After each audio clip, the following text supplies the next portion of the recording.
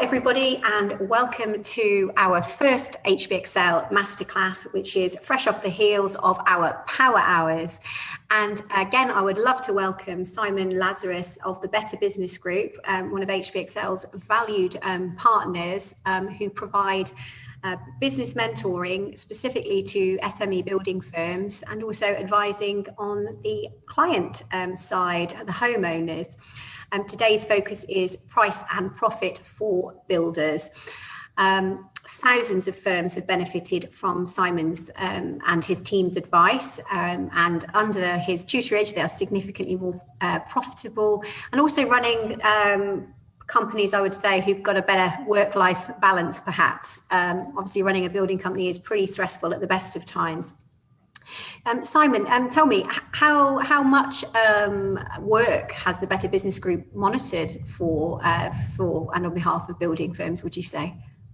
Well, we've actually monitored a fraction under £2 billion worth of work. And in fact, wow. Next month's our 26th anniversary of trading, and I think we'll hit the 2 billion by then. So a lot.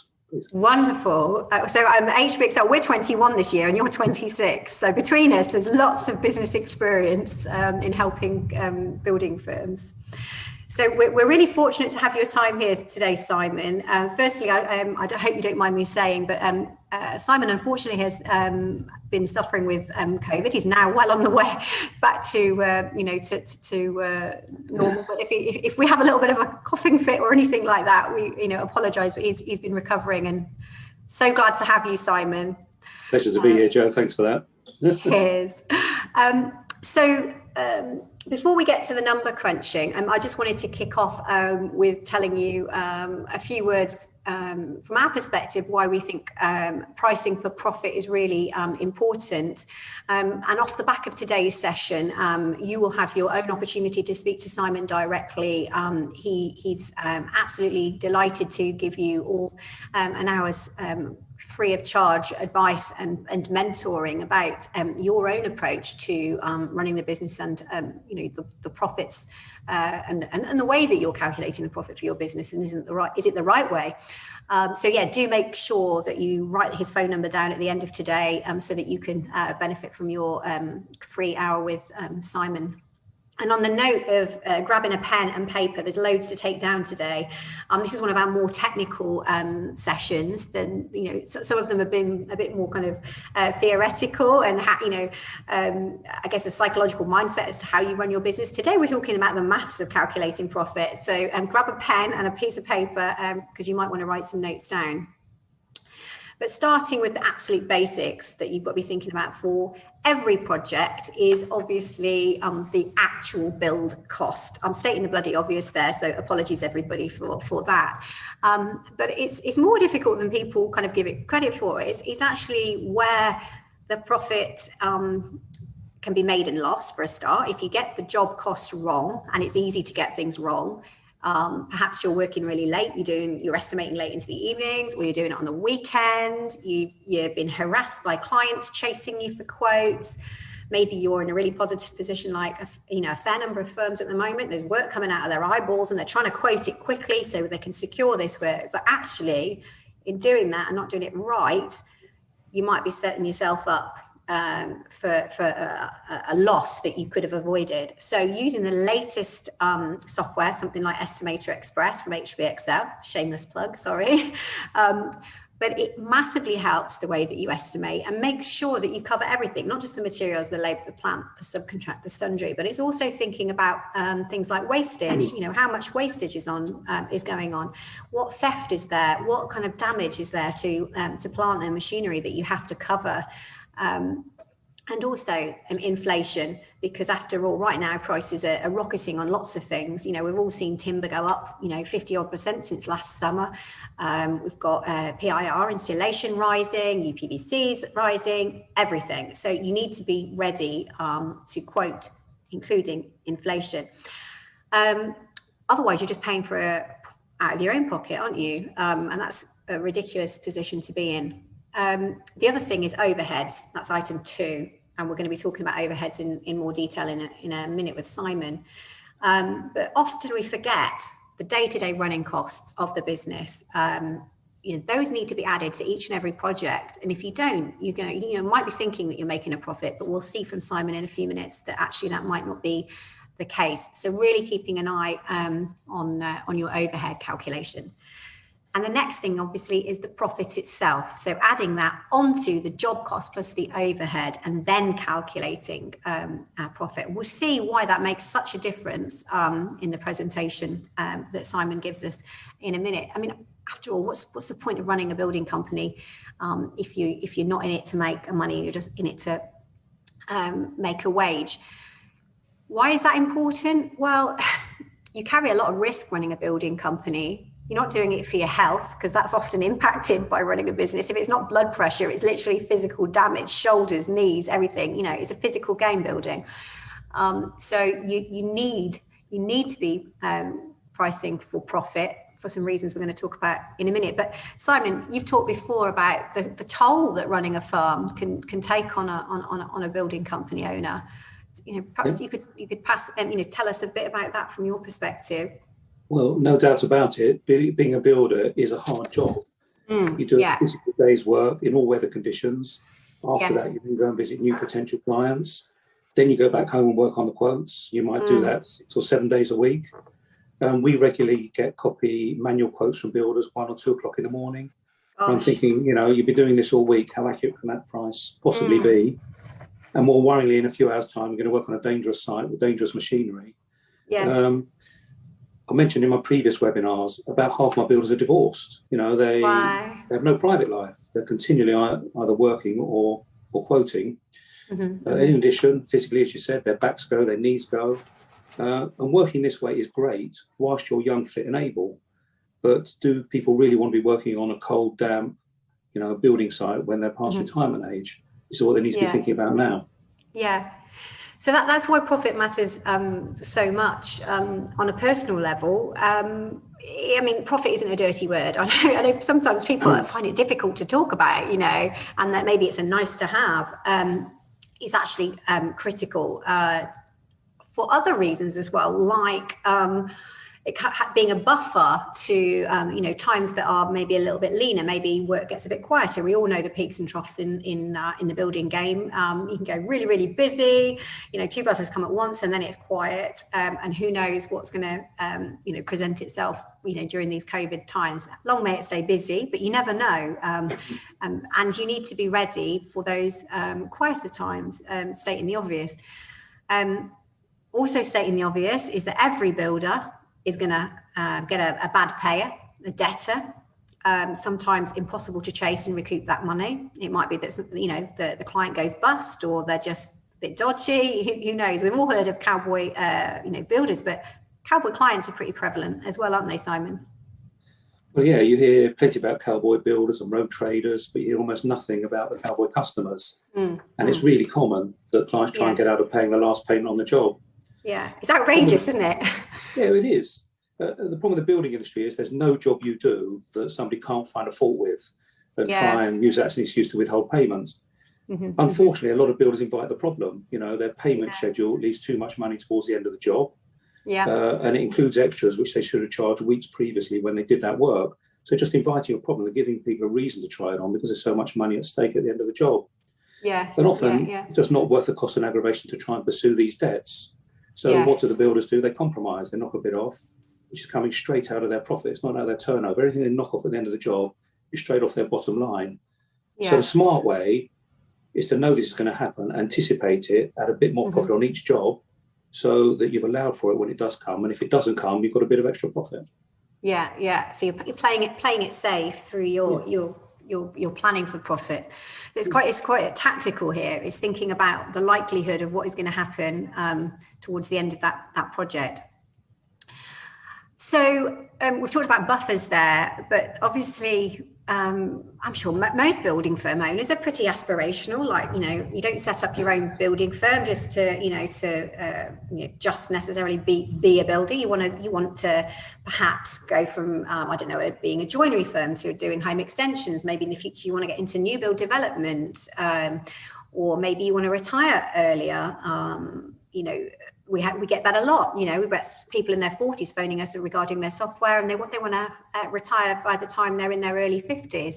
Lots of positive aspirations. Maybe they want to get an office, and run the building firm from the office, not from back bedroom, etc.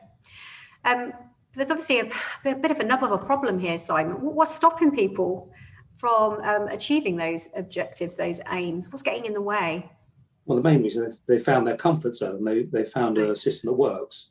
The prices they charge keep their diary full, and it keeps their subbies busy and loyal to them. So they've got a nice team. They're continually feeding them, and they're comfortable with that. And they're upset. They're scared of upsetting the apple cart. Bear with me, Simon. Yes. They want to charge more. They need to charge more, but they can't see the way to make that happen.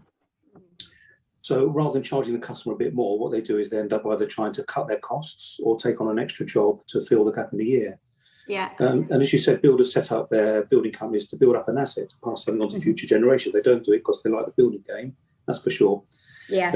The reality is that most builders work really long hours for little more than a glorified wage, certainly not enough to cover the extra cost and aggravation they've got for running that business. And if you work this way, all it does is build you up a great client bank and a load of future recommendations, none of which want to pay the right money for the job. Yeah. My advice is, if you look back at some of the jobs you've done, look at the value that you've increased the property by, how much you increased the value of the property by, look at what you actually got out of it for doing that job. There's normally a total mismatch. The client's got a much better deal out of the builder than the builder has out of the client. And that's what people need to change. Okay. So we'll be coming back to some of these points then when we look at the presentation. But I guess the big elephant in the room is, in case you're living under a rock, we're in a global pandemic, real economic uncertainty, although I think most people are feeling, a little bit more positive at the moment. But there's certainly a lot of economic uncertainty, and we'll wait and see what the fallout is in terms of unemployment and so on, I guess. But surely listeners today will be thinking, wow, isn't it the worst time to be charging the right price, which is inevitably going to be more than they're charging right now? Shouldn't they just be, either, swallowing the costs to keep the business ticking over? What's your take on it? Rather than getting it right? Unsurprisingly, my view is that now's the perfect opportunity to reposition your business. There's plenty of work out there. Planning numbers are high. Home working has generated a massive increase in demand. People want loft conversions, they want extensions, they want garden rooms. Yeah. Yes, lockdown undeniably has been difficult for lots of people, terribly difficult, but not everybody. A lot of people, both are earning. They haven't been able to spend the money on holidays or entertainment. They're building up a cash asset. And they're willing and able to do this. We're getting lots of inquiries actually now from people that originally the price was 2 years ago. Now they want to do the projects. They've made the commitment, even in times like this. Yeah. So I guess they've saved a bit. Sorry, interrupting you. Everyone's been saving a bit. No, they have. A lot of people have, without a shadow of a doubt. I'm not been going to the office. I normally travel an hour a day each way. That saved me a fortune in petrol alone. Yes. But the rogue element of the industry, the people that are below the radar, the cash merchants, they've had no help through the bounce back scheme or any of these government schemes. Yeah. And they're desperate for work and quoting stupidly cheap prices. Yeah. Just today, one of my builders told me he quoted £106,000 on the job, plus VAT. The client told him they had a quote for £67,000 with no VAT. And they're thinking of going with him. So this price span on jobs is just absolutely enormous. I mean, that job can't be done for that money. No. So it's not going to end well if a client uses him. But this is the marketplace people are in now. There's plenty of work, but the competition is tougher than ever. So people need to up their game. Yeah. And trying to price cheap will never work, because you can never be cheap enough on a £106,000 job, however much you cut your costs, to come down to 67,000 quid. So it's pointless trying in the first place, because you'll never be cheap enough to win these jobs against these sort of people. Yeah. Everybody knows you build. Sorry, I was interrupting you. I was just going to say, so you've got to prove your worth. It's more about proving your worth. You can't just jack your price up. You've got to prove that you're worth this additional money rather than matching the lower price. Well, this is my fourth video with you, Joe, and these are exactly the sorts of topics that we covered in the previous videos. Probably better we don't go into all that now, but yes, absolutely. You can't just tomorrow up your prices. Firstly, all your previous clients know what you've been prepared to do work for in the past. They won't take a massive increase in your charges. So it's all about being able to convince people that don't know you that you're worth this extra money. And to do that, you've got to raise your game a lot, actually. Because these cheap guys are brilliant at point of sale. They never get a second job or recommend. So you never outsell them at point of sale. So people need to look at the previous videos. We've gone to a lot of detail about how to overcome all those objections and how to win these jobs at a premium price. It is achievable to charge this more money. Everybody that is watching this video today knows a builder that's more expensive than them and that is still in business. So if they can do it, you can do it. Often these bigger builders, they have a range of different subbies. The quality is variable. If you're hands-on the tools yourself, your quality work often will be better than these bigger companies, but you're charging probably 20 or 30% less than they are in the marketplace. So yes, it can be achieved. So we're going to see why and how it can be achieved in the following slide. So I hope everyone's got a pen and paper. Now I'm going to endeavour. I work for an IT company, guys, so I've got to do some screen sharing here. Inevitably, things go wrong. Let's just make sure that I'm doing this right. Okay, guys. So I'm hopeful, Simon, that you can see our 4 golden rules. So you're going to talk us through this today, and I promise to try and not interrupt your flow as I do. So over to you. The 4 golden rules. Okay, these are my 4 golden rules. The first one is charge more. You can and you should. We're going to show people how to do that. The second one is you need to decide on your markup percentage, and you need to be able to calculate it correctly. A lot of people I see don't do that. We can spend a lot of time showing you how to do that. Third one is you need to understand your business overhead, all the costs you've got in the business. And very importantly, you've got to allow for it in your profit calculation, which I have to say, well over half the builders I see don't do. And the fourth thing, I beg your pardon, every job has got a value and you need to price according to that. Okay. All right. So that's our four top level rules. So we're going to go into the first one then. So charge more, you can and you should. Right. That's very definite. Yeah.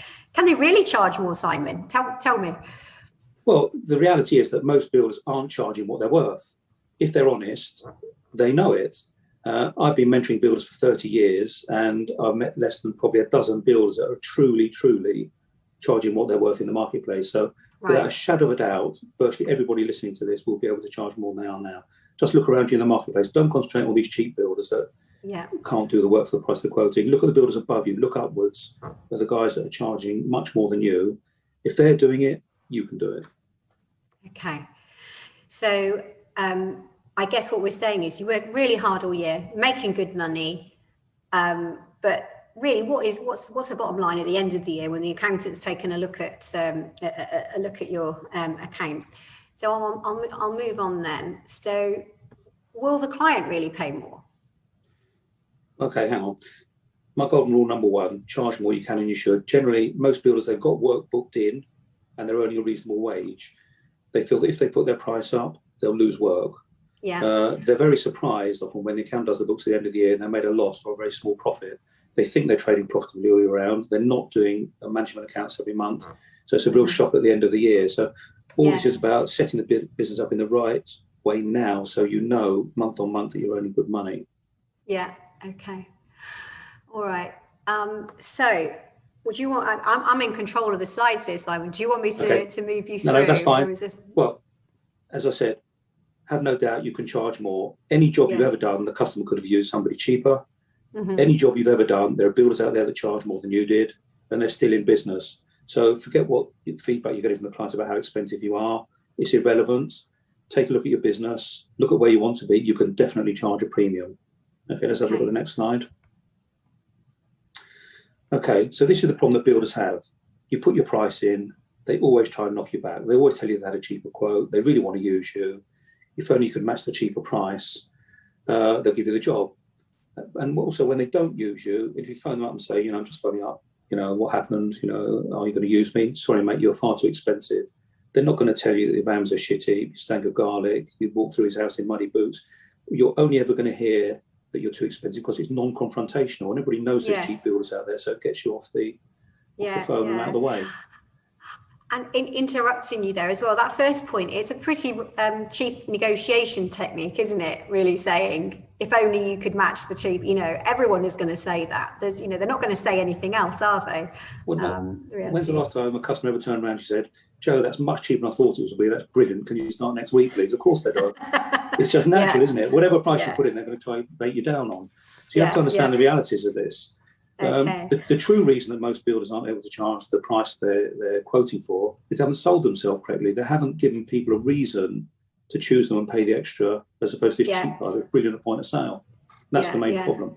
Yes. So guys, we're going to give you a link at the end of today about how you can up your game. Some straightforward techniques that you can use. They require you to put in a little bit of effort, but if you follow those, you really can up your game and support this charging more, because you can if you get it right. Okay. So what customers really mean then? The reality. Okay, well, before we mentor a builder, we survey their past customers and we ask people why they chose them. Yeah. And amazingly, to the builders that we take on, around 66% of people say they chose the builder because he was recommended and he was cheap, which is not really what the builders want to hear. So the customers know that the quality of work these builders are going to produce is excellent because they've heard it from their previous clients, but they also know they're getting a really good deal out of them. Yeah. So better business group builders don't tend to be cheap because we train them not to be. Only 7% of customers so far have said that they didn't use our builders because they were too expensive. But the really interesting thing is 3% of the customers said they didn't use our builders because they were too cheap, when they didn't think that the builder could do that job for the money they were quoting. These are the educated clients that builders really want to be working for, professional people that realise you get what you pay for. Yes. But in every case where they thought my builder was too cheap, they told him he was too expensive. So all that means is next time he's tempted to quote a bit less on the next job. So it's a downward spiral here, isn't it? It's a downward spiral. And it's worse than that, because if you do cut your price, you get the job, they then recommend you at the lower price. So you're building low profit into the builder for the future rather than the other way around. Yes, yeah, that is really crazy. I'm astounded that people have they've ruled the builder out because they were too cheap, and still didn't say that they found another reason. I have it with my builders. I try and recommend 2 or 3 maybe builders on the jobs. They don't go outside of my recommendations to get other quotes. And I get one of the builders saying, they didn't use me, I was far too expensive. And then I find my other builder won the job, is £100,000 more. So I know this goes on all the time, but the builders themselves never see it. They never get true feedback from the clients. They've all got their own agendas. So you need somebody like me to take a step back from their business and have a look at it in its entirety to prove that to them. And the way we do that is surveying their customers, past and present. Okay. So a lot of that is about impression, isn't it? The impression that they're giving. Okay. So this is where you might need a pen, I think, Simon. So what we're going to go through now might seem a little bit complicated. Simon can talk you through it. However, I should add that Estimator Express, our software, will help you with this. It will do it for you automatically because there's some fields in the software that you fill in and it does it all for you. But I'll hold, I can't even talk, I'll hand over to Simon about Golden Rule 2. Decide on your markup percent and calculate it correctly. I'm sure most people listening will think that they do it correctly, but let's see what you have to say, Simon. Okay, well, I meet builders that don't have a very good understanding of maths and the calculations needed to correctly work out profit. So this could probably be quite a long-winded presentation. I'm going to do everything from absolute first principles. So pardon me if I'm teaching you to suck eggs. If you think you're understanding what I'm saying on this slide, don't worry, there'll be loads of good stuff coming up later. Okay, so some builders still use square meterage. I come across it relatively often when I'm talking to potential joiners of us, actually. They still use square meterage rates to calculate the prices, which are totally inaccurate. So some you win, and more often than not, you'll lose out. The fundamental thing about this building name is you've got to do these costings properly on the jobs, otherwise you've got no chance going into the job of making a profit. No job you cost runs to time scale or to plan. There's always something unforeseen that comes along to shaft you on your profit line. So if you don't start off making a good profit, it doesn't end well at the end, does it? No. So what most people do is this: LPM and a markup. So L is for labour. That's all the labour that goes into the job. P is your plants. That's your diggers, your scaffolding and so on. M is for the materials on the job. And markup is the amount you put on top of that, which is to make your profit. And then that works out to be your quote value. Let's have the next slide. Okay. So what we've got here, let's assume that your labour, your plant, your material cost adds up to 121,739. Nice awkward figure. Don't worry, I've done it for a particular reason. Let's make it nice and easy, and let's just add a 10% markup on those cost prices. So 10% of 121,000 odd, 12,173. Add the two together, that means your quote value to the customer is £133,913. So you've put your costs, you've added your 10% on, you'll think this is now going to make you 10% profit. And unfortunately, it doesn't make you 10% profit. It's going to make you a lot less than 10% profit. We can have the next slide, please. Okay. The way this actual profit calculation, if you make 12,000 profit on a £130,000 job, it actually makes you 9%. The proper way to calculate the profit is more complicated than this. Let's have the next slide. Okay.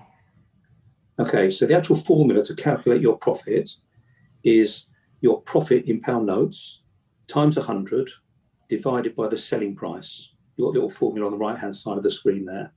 So to get 10% gross profit margin, which is what we're talking about here, you actually need to add on not 10%, you actually need on 11.1% to your cost price. That might sound stupid, but that's how it works out.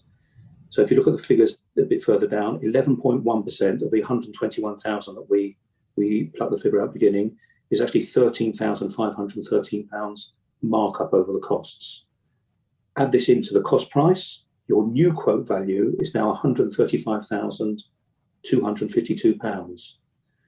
So you now do the profit calculation on that. The profit, 13,513 times 100 divided by the new selling price of 135,000. That gives you a 10% markup with a bit of a rounding error. So you've now made £1,339 more with the 11.1% calculation. So a bit of a cheeky line there. That's already paid you back for the time that you spent watching this presentation. Yeah, that's interesting, isn't it? Because I think that would be an easy calculation to get wrong, and I'm sure a lot of people would. But yeah, you don't want 10% of the original cost. You want to add a further 10% onto the the totality. You need 10% of the profit included price. So okay, so leave that on screen just for a second so people can perhaps jot that formula down. You will get the video, by the way, guys, watching, so that you can get that. And you can Google what's my profit or return on investment, and you'll get the same formula will come up. All right. Shall I move on to the next slide for you, Simon? Yeah, please. Yeah. All right. Oh, golden rule 3, understand your business overheads, allowing for it in your profit calculation. Right. Okay. So this is, I guess, about your van costs and things like that, is it, Simon? Yeah, what you've got to remember is when you've got no work on at all, your business still has costs. Just look back to the lockdown in COVID. For those that didn't have work on, all the money still kept coming out of the bank account, but there was no income coming in. Sure. So you need to take account for this. And a lot of builders don't do that. They think they're adding on enough in their percentage. First, they're not calculating it properly, as we saw previously, and then they're not adding enough to allow for all this stuff. So what we're talking about here, your business overheads, that's things like wages, vans, your petrol, your liability insurance, your accountancy fees, replacing tools and equipment, that has to come from somewhere, any loan repayments you've got outstanding. So what you need to do is work out a whole year's cost for this and then divide it by 48 to get a weekly overhead to add to the cost of the job. You're thinking, that's funny, there's 52 weeks in the year, not 48 weeks in the year. You don't work 52 weeks in the year, hopefully. I mean, some of you probably do, but you shouldn't. Hopefully you're taking a holiday. Exactly. Or, I'm looking out the window today, it's chucking it down with rain. No builder's laying his foundation with concrete today. So you lose time in the year. You don't work fully for 52 weeks in the year. So again, you've got to take account for this. So you've got it up over 48 weeks. You get a weekly overhead for the business, and then you allocate that to the cost of the job. So if a job takes 6 months, you've got to allow half your working overheads for the year in that calculation. Yeah. So you've got a spreadsheet on your website, I think, that will allow people to calculate all these costs accurately, or I can send people one. Yeah, absolutely. There's a link at the end of today where that will be live for people on our Power Hour page. So that spreadsheet helps you work out all the overheads of your business just for standing still. So not the cost of the project itself, but just the running costs of your business. And I think that most people will be absolutely astounded how big those overhead costs are. For a small to medium building company, it's at least 15% of their turnover. Yeah, so I wouldn't be surprised. Yeah, so most of them aren't allowing enough profit in their calculations at the beginning of the job to accommodate for all this stuff. Right. Okay. Should we move on? Yeah. What I want to do now then is rerun that profit calculation that we had before, but add in these 15% overheads into the costing. So as we said before, the job cost was 121,700. We add in 15% overhead, which is an extra unbelievable £18,261. Yeah. So you add those two together, your new job cost now is 140,000. That's why I chose an awkward figure at the beginning, because it rounds up nicely when you do this calculation. Yeah. Okay. So that's our new good job cost. Okay. So labour, plant, materials, and overhead we've allowed for. The new cost price is £140,000. The previous price without the overheads was 133,913. So if you do this to the customer, you're actually planning before the job starts to make a loss of £6,087. Oh gosh, yeah. So what happens is you'll get halfway through the job, you're not making any money, you don't really want to be there. You've still got to finish that job if you're not going to rip the customer off and try and manufacture some extras. That money's got to come from somewhere. And if you're continually pricing the jobs in this way, it's not coming from anywhere generating the job. So this is why builders try and cut their costs and try and pack an extra job in the year. Yeah, okay. Let's have the next slide. Yeah. Okay. So the cost price including the overheads, 140,000. I'm going to repeat myself quite a lot here, okay? £140,000 is the cost price including the overheads. Add your markup of 10% as you historically would. That gives you £14,000 profit on £140,000 cost. Your new sales price, £154,000.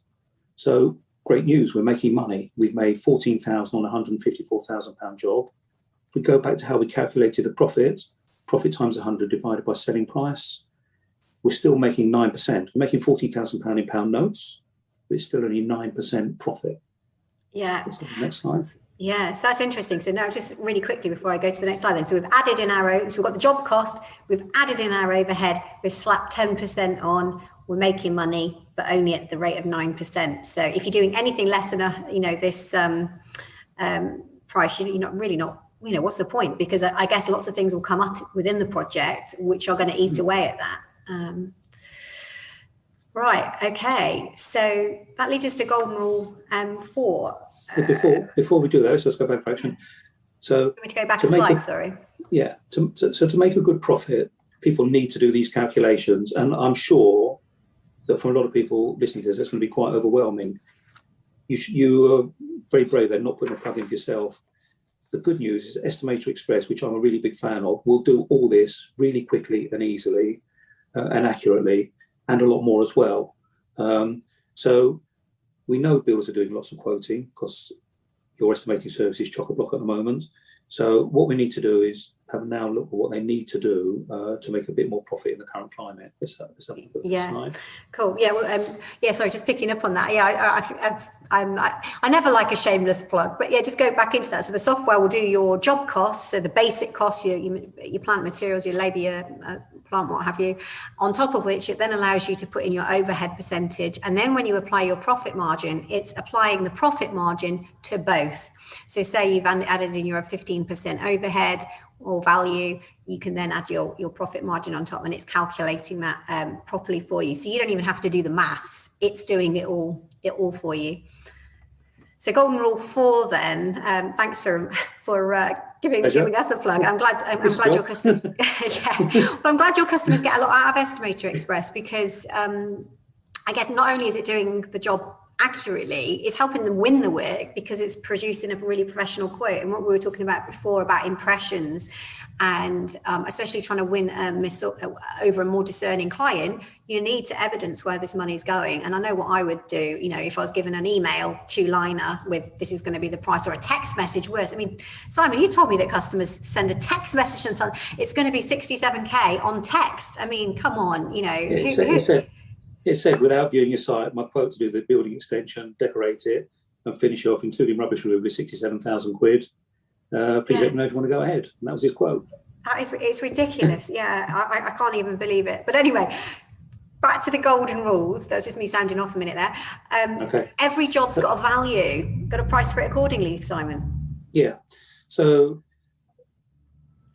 let's have a look at this then. So what we're doing here, most builders if they need more money, they'll try and pack an extra job or two in. So what I've done here, I've tried to look at what happens if you take on more work compared to if you do the same amount of work but just charge a bit more profit.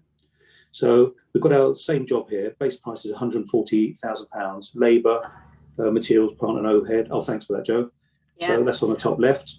If you increase the turnover by 10%, that's the green figures. And if you increase your markup but keep the turnover the same, that's the blue figures on the right-hand side. Okay. So let's have a look at the figures in green. We put our turnover up by 10%. We take another job in a year. We've now made £15,400 profit, which is up by £1,400 over the previous example. And the gross profit percentage is exactly the same at 9%. Now let's have a look at the figures in blue. So the turnover is the same at 140,000, but we've increased our markup by an extra 10%. So it's gone up from 10 to 20%. For no more work, we've now made £28,000 profit. Mm-hmm. And that's an extra £12,600. And the overall profit margin has gone up to a fraction under 17%. Right, so yeah. Everybody watching this, just think what a difference that will make to your business today if you had an extra £12,600 in the bank account. This is huge, okay?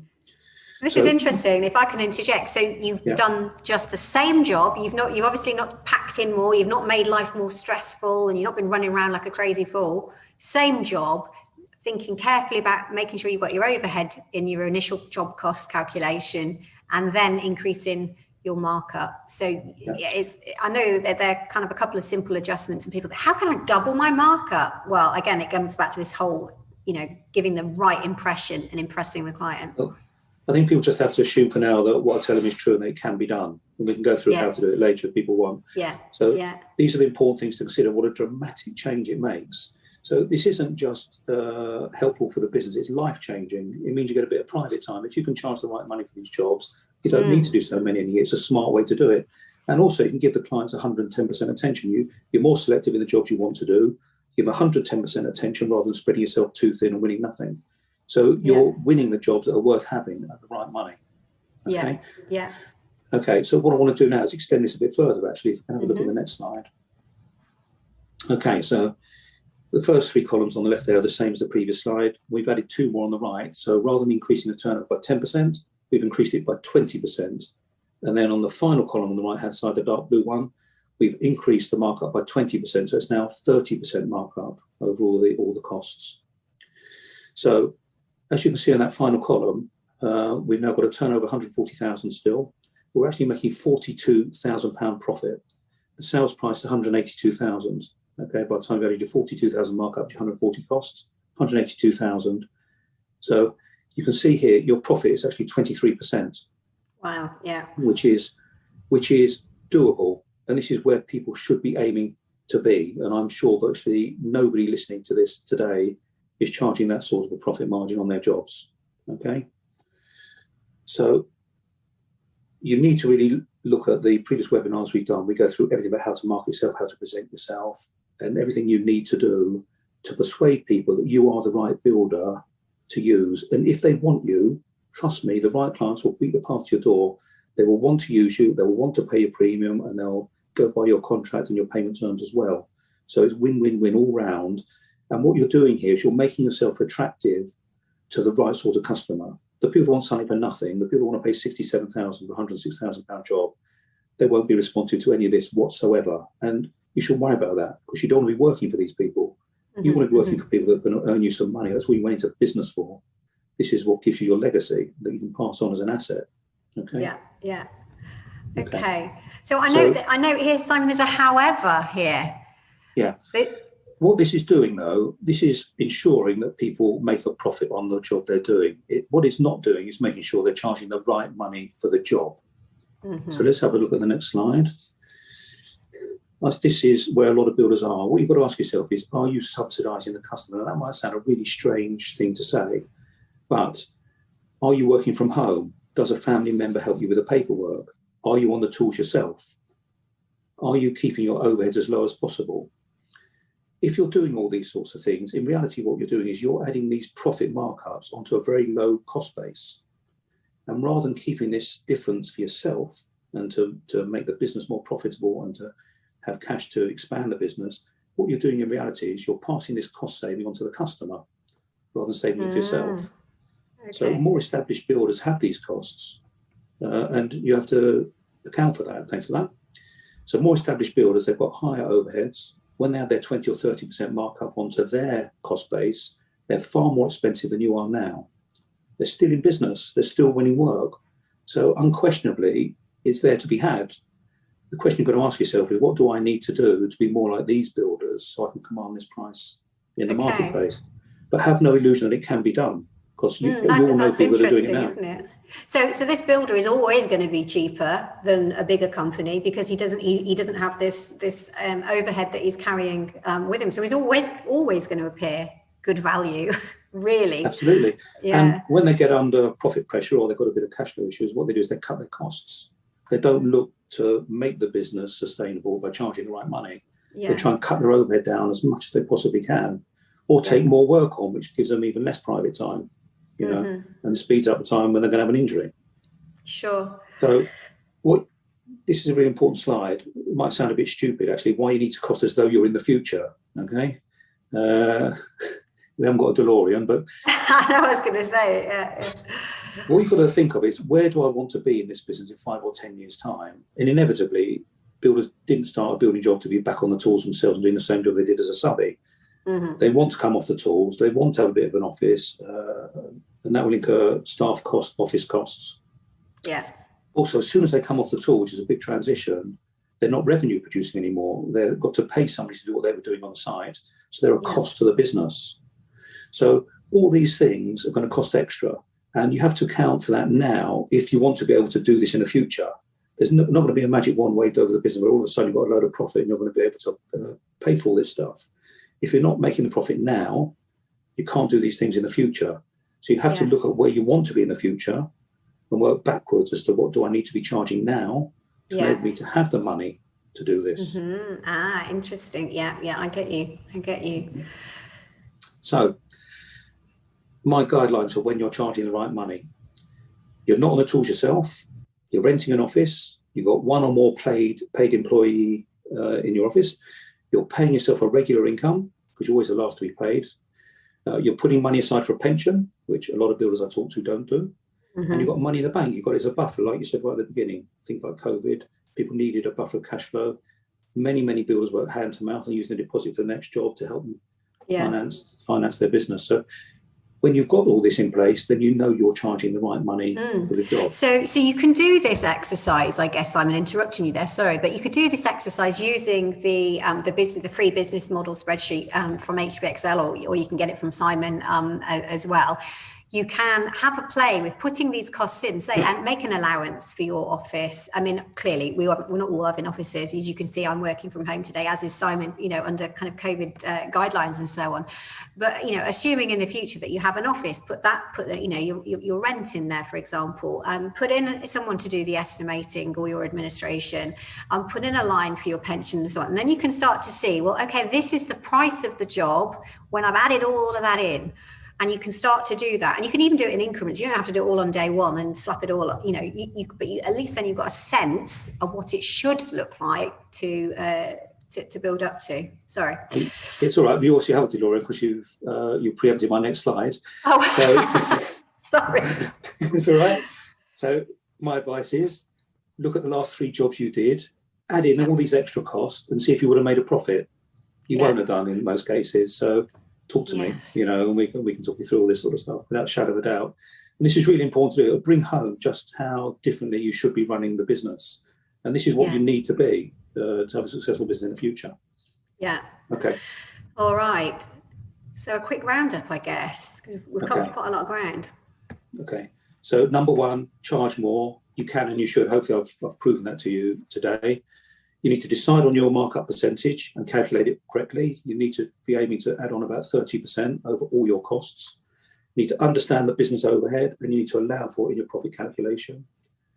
Every job has a value, and you should price accordingly. Add in all the extra overhead you think you're going to need in the future.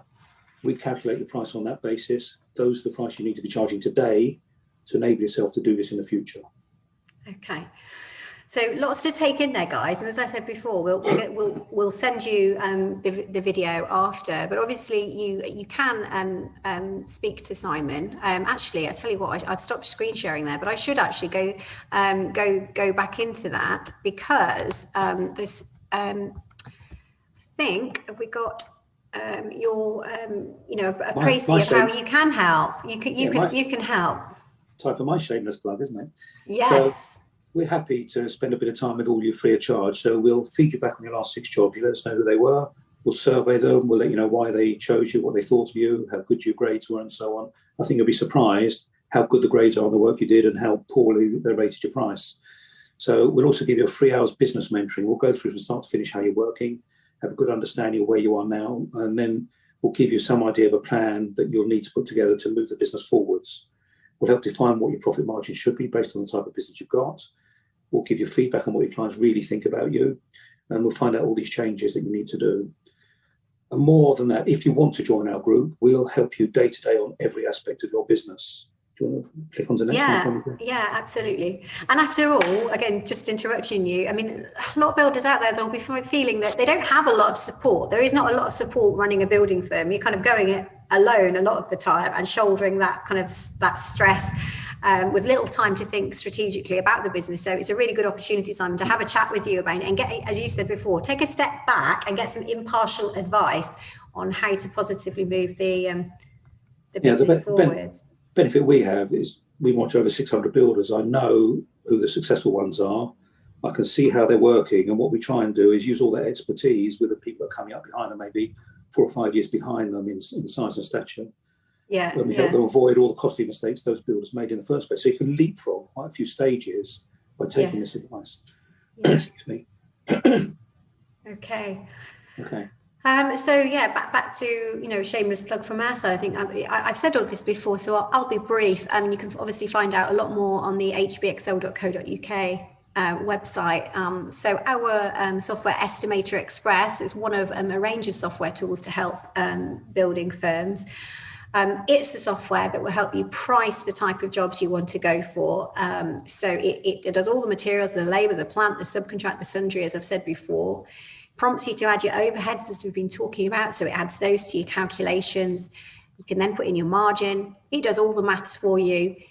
Better than that, it then prints it all out on a lovely professional quotation for you with all of that kind of hidden away from the client. It just shows the breakdown. You're obviously not slapping on at the bottom, I'm going to make 16,000 on this. It kind of it hides that away within all of your calculations. And importantly, as we said before, it allows for the wastage and the theft and so on, and inflation. So if you've got a long project or one that's starting in 18 months time, because I know a lot of people listening, they'll be very busy. I know people that are booked up into next year already. It's a bit of a dangerous game because we don't know what's going to happen with pricing and so on. But if you use some of the inflation tools, you'll give yourself some protection from that. And there's tons of reports in there. So your profit forecasts, how many builders actually start a job with a profit forecast? This will show you what you're going to make and over time on the project. Also cash flow, really important, and all the day-to-day stuff. So your Gantt chart with your material schedules, your labour schedules, and so on. So you can get really organised. But obviously today's all about profit, so I won't harp on about the other stuff. But at least with the software, with these tools helping you with overhead and your margin, your profit margin or your markup, you'll know that you've costed for everything. So you can have a demo of that with the team, the HBXL team. FOC, no commitment on that. You can have a play with it with a trial as well if you want, no problem. So that's me and my plug over. But if you want our contact details, here's the HBXL details up top. So you can phone us there on the 0117 number. And obviously there's Simon's details. So if you want to get your complimentary one-to-one with Simon, again, you can phone the HBXL team and we can obviously put you directly through to Simon and his team there. To look at the software, you've got the hbxl.co.uk website address there. And finally, if you want to have a look at some of these other Power Hour videos, there's the website address for that. Some really, really handy videos there, as Simon said before, about marketing your business and how to set yourself apart. How, you want to charge more, okay, what do I need to do in order to not just convince the customer, you're not trying to hoodwink them, but to legitimately charge more, and how to improve how you come across to the customer as well. So some really, really good stuff there. And they're all free of charge. So they're on Simon. So thanks for that. So I think, is there anything else that you want to say from your side, Simon, on anything? All I can say is when we work with builders, on average, they convert about 13% more of their own inquiries into business. And they charge between 15 and 20% more than they were previously. So all this is really achievable. You just need to have a plan to do it.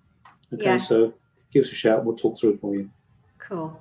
All right. Simon's the man with the plan. Do give him a call. And I think I'll sign off at this point then, Simon. Thank you, everybody, so much for listening. I hope this is interesting. You'll get the recording if you need to revisit it. And I will now say goodbye. Thanks a lot, everybody. Cheers. Thanks very much. Cheers for listening.